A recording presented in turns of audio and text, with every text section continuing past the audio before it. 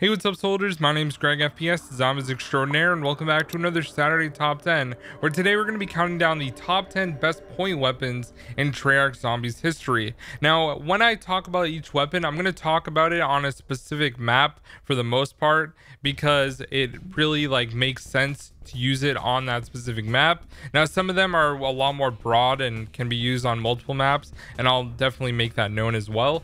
But I want to give a big shout out to Jono Pro, who recommended that I do the top 10 best ways to make points in the early game. I'm kind of using his idea about point weapons, and also I want to mention that I'm not going to be using the M1911 or the Bowie knife for this, because obviously those are really good for making points as well.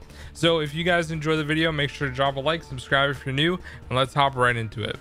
Alright guys, coming in at the number 10 spot is going to be the AK-74U on Call of the Dead on the Lighthouse. Now, the reason this is a really good point weapon is because you can train around that entire area in front of the lighthouse. All you really have to worry about is not shooting George, and even if you do shoot him, you can just bring him to that small pool of water. Now, a bunch of zombies are going to spawn there, and the AK-74U is great for points. You can buy it off the wall if you need more ammo, and you can literally just sit here and farm points for a couple rounds, and you'll be all set. You'll have enough to turn on power. If you haven't turned it on yet, you'll have enough to go by jug, all that sort of stuff, making it a very accessible area, because you only have to buy 2 doors to get there, including the spawn door. So it makes it really simple, and that's why it's a great point weapon. Coming in at the number 9 spot is going to be the HVK, and the one specifically on Shadows of Evil. Now, if you guys don't know where you buy this, it's right at the top of the building where the boxing gym is, and I always buy the HVK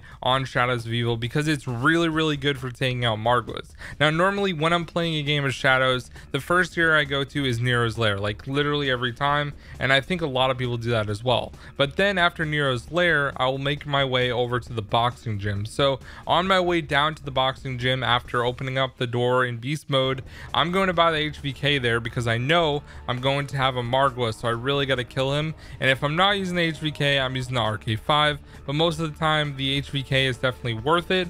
And if you don't have the HVK before you kill the Margwa, you can buy it after, because you get 1500 points from killing the Margwa, or if you have a double, you get 3k. So overall, it's really useful in general, and the HVK comes in here at the number 9 spot.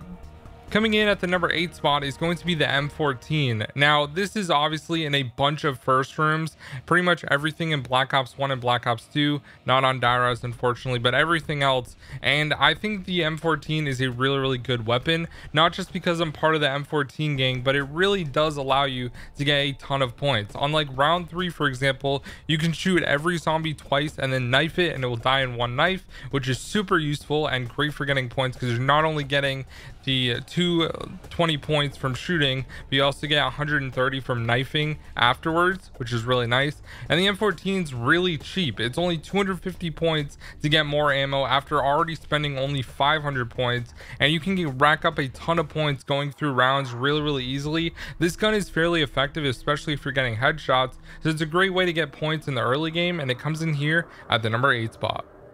Coming in at the number 7 spot is going to be the MP5 on Mob of the Dead. Now, the MP5 on Mob of the Dead is great because it's not only just in the cell block area in front of the cafeteria, it's also down at the docks and the generator room, which is huge, because if you're traversing the entire map getting all the plane parts, you can buy ammo in multiple different places, which is really nice. And not only that, the MP5 is just one of those weapons that deals a good amount of damage for getting headshots, and if you're shooting zombies like in the chest or anywhere on their body, you're just going to rack up a ton of points, especially if you have a horde. And one thing that's really kind of annoying about Mob of the Dead is the zombies are definitely pretty aggressive, so having an MP5 to take care of them quickly is really important. So it's a great weapon, and I can't go without mentioning the MP5K on Ascension, because that is also another weapon that I buy all the time when I play Ascension. I didn't want to include the MP5 and the MP5K as like separate weapons just because they're basically the same thing.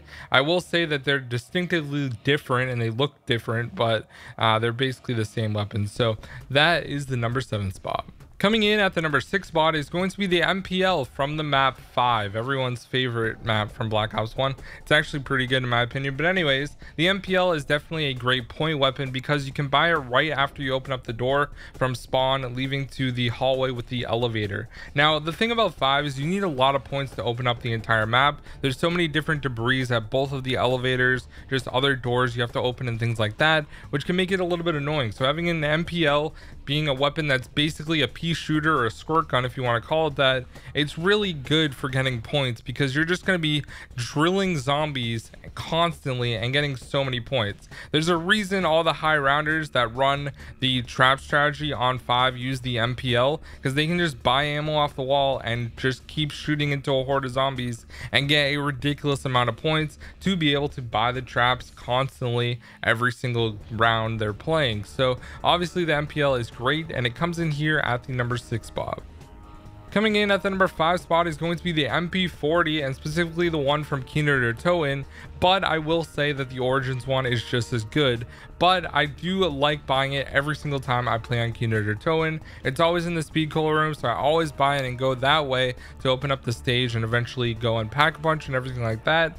I definitely think this is the best weapon for racking up points early game when it comes to Keener to Toin. But I do want to talk about on Origins as well, because on Origins you can buy it in 3 different places. Not only is it in the Generator 2 area, it's right when you go up to the excavation site, and it's also in the footprint behind Juggernog. So having 3 different areas to buy ammo for the MP40 is really useful on Origins, because you can go to any location you want and be able to buy ammo, which is super important for the MP40. And the MP40 is going to rack up a ton of points, and it's really good when you're filling up these soul boxes in order to get the 1-inch punch and all that sort of thing. So it definitely had to be on the list, and I couldn't really talk about each of them separately.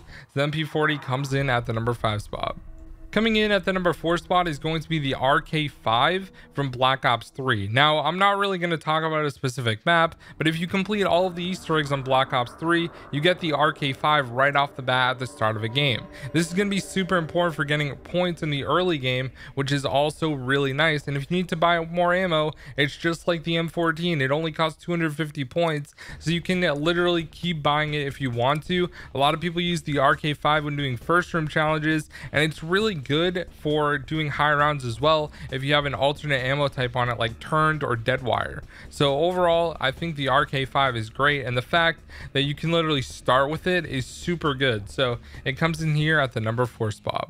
Coming in at the number 3 spot is going to be the Thompson on Reese. Now, you go into the Thompson room. There's a reason it's called the Thompson room, all right? Because everyone buys the Thompson. That's like the weapon you buy on Reese, especially in the early game, for getting as many points as you possibly can. And the Thompson is just really good. It's going to be a weapon that will allow you to kill the dogs, because only certain weapons can do that on World at War. The dogs are literally cracked out of their mind. So that definitely helps a lot. And then the Thompson's great for getting headshots. It's reliable. It's a cheap weapon, only 1,200 points. You can buy more ammo for it easily, and it's in a pretty like good spot as well. You're not going to get trapped in the back or something like you would if you're trying to buy the MP40 near teleporter A, for example. Like, that's in a really bad death trap area. So the Thompson's just in a really good area, and it's great for getting points. So it had to be on the list, and it comes in at the number 3 spot. Coming in at the number 2 spot is going to be the Strife from Black Ops 4. Now, you need the stiletto knife, so you need to level it up to level 13. But once you have the Strife, you're able to melee all the zombies up until after round 4, which is really nice. And then it's 2 knives on round 5, and subsequently it gets worse and worse. But it's really nice for killing zombies and getting points for it. Obviously, you get 150 points for a knife in Black Ops 4. I don't know why they had to change the point system, but still, it's really good, and it's super effective in the early rounds for getting as many kills as possible and just knifing all the zombies as well. So it's definitely really satisfying to use, and it comes in here at the number 2 spot. All right, guys, there's no honorable mentions this week, but the number 1 spot goes to the Svu the Sniper Rifle. And not because the Sniper Rifle is actually good for getting points, but the perma perk in Black Ops 2 makes it absolutely OP.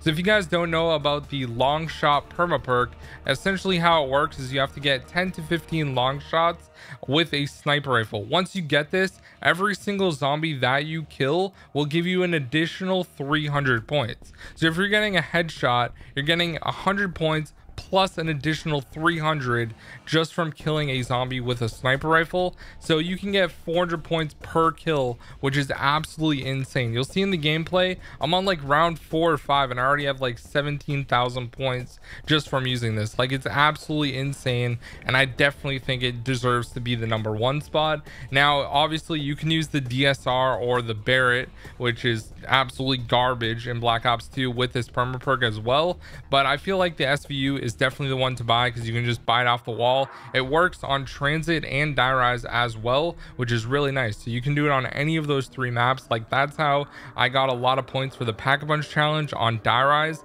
and on transit, because obviously having a sniper rifle with the sharpshooter perk is super good. So I did use the DSR on transit though, because the SVU is not on there, but on the other 2 maps you can just buy it off the wall. So anyways guys, that is going to be the top 10 point weapons in Treyarch Zombies history. Hope you guys did enjoy. If you did, make sure to drop a like. Tomorrow I'm going to have a video with every single zombies achievement from World War II zombies, so make sure you guys check that out if you haven't watched each individual map. Anyways guys, thank you so much for watching, and I'll see you in the next one. Peace out.